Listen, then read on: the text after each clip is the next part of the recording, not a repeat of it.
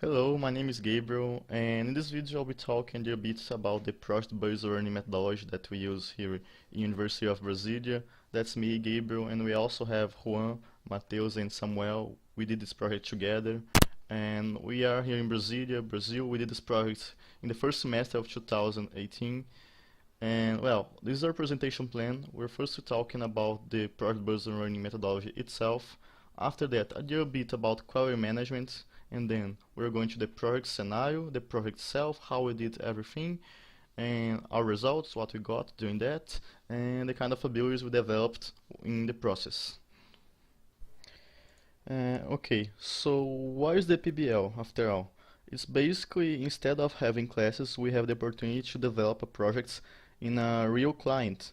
So we can kind of solve complex problems using our creativity, and we can, develop this kind of ability that we need in the market afterwards. So basically, at the beginning of the semester here at UNB, we are presented to some clients, and they explain to us what are they demand, what they want us to do, what they need us to be done. And after that, the students can choose what matter they like the most, and we form groups about it. And then we can form groups, select a project manager, and or in some case even a scrum master.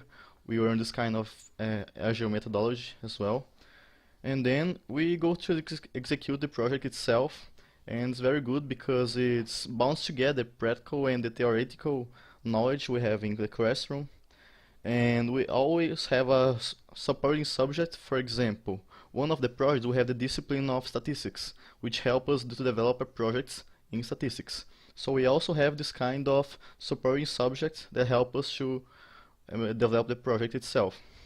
So in this case, it's even better because we need this kind of knowledge in the market. We help us to develop articles, for example, or in job interviews, for instance, and they ask us, "Wow, okay, what have you done in real clients?" And we can say, "Okay, we have done a bunch of projects using real clients, and we have developed a lot of different abilities in the process." And that's basically how it works here in UNB. Okay, so in this specific study, our theoretical subject which supports these projects is quality management. And it's very important in many different ways, and I won't extend myself so much, but basically it helps improve your process, reduce waste, even lower costs eventually, identifying gaps in your organization, process missing, and eventually even engaging the staff which doesn't even know some process exists eventually. And well, it has many benefits, and afterwards you understand how we use this kind of knowledge to improve the results of our client. You will see it later. Okay, so talking more about the project itself, our client was a private organization which provides support for small and micro business all over the country. And this support is given through advice, technical specialties, and in some cases even money. And one thing that happens a lot is that the business demands some specific kind of service, and they hire a consulting firm to solve it. And they hire it in partnership with this organization, which helps sponsoring the service, sponsoring a portion of the service, not everything. But so, what's the problem then? And they have to analyze so many different work proposals, and they are not specialists in everything. They can't know everything.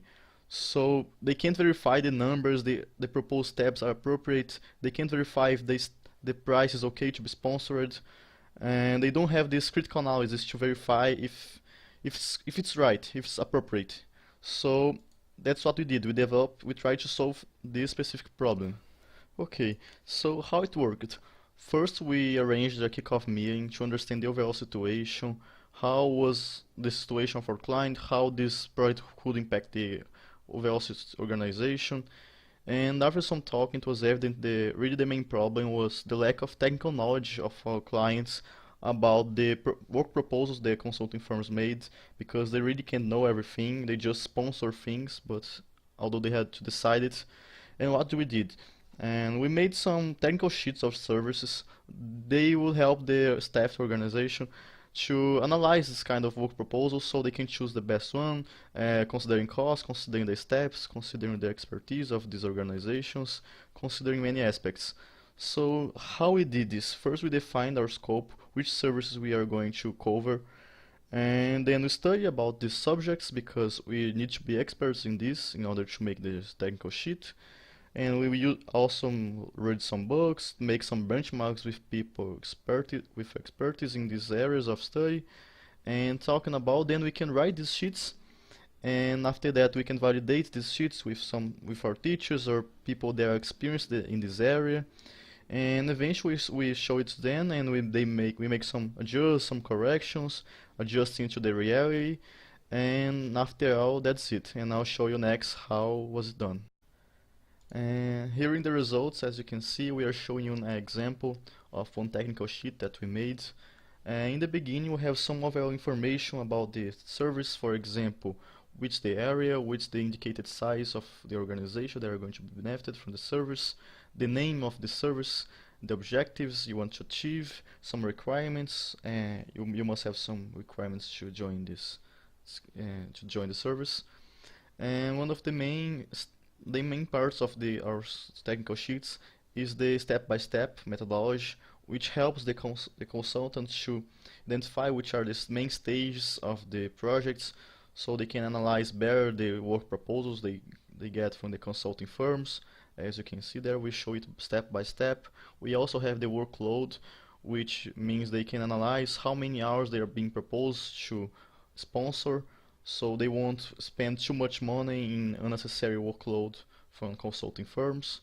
And also in the last parts of our technical sheets, we have the deliverables to every stakeholder, for example, to the organization we are making the study, for the benefited company, and all of the results we're expecting from these projects. Also one area of responsibility and other informations, observations, and this kind of thing.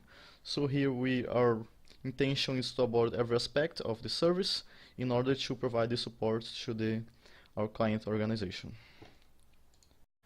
And until now we have talked about a little bit about the results we got for our client, but we also developed some abilities in the process through the PBL methodology, and we're talking a little bit about it. For example, communication, we have to talk all the time with our client. Was it good? Was it not good? We had to understand what was their demand. We had to explain our limitation of time, our limitation of work time or force, and this kind of thing. So we had to communicate with our client all the time, and it was a great ability to develop. Problem solve. Basically, we had a problem. We had a client. We didn't have a correct answer, so we had to search for it. We use our creativity and design thinking, this kind of thing, and we can solve it in our way, basically. And another thing is project management. We learn a lot about project management in this kind of project-based learning because we deal with projects basically, and even agile methodologies, for example Scrum, and not only PMBOK, so which are nice abilities that we developed, which may help us in the future in the market. And also leadership, we always have a project manager or a scrum master, so developing this kind of leadership ability like in early ages in the 20s is like awesome for the future. And also teamwork and engagement, because you can't do a project alone. Basically you rely so much on your companies, on your colleagues all the time. You rely on them, you rely on the results that you will obtain to develop your work, so it's nice in this way. And all this kind of communication ability is essential in the future. For future job interviews, you may use them. They will ask you, what project have you done? You have many projects you have done. You know how to interact into work. You know how to guide a team if you were a project manager, for example. So the PBL methodology was really nice for us students to develop this kind of different ability that we usually don't understand in the common classroom.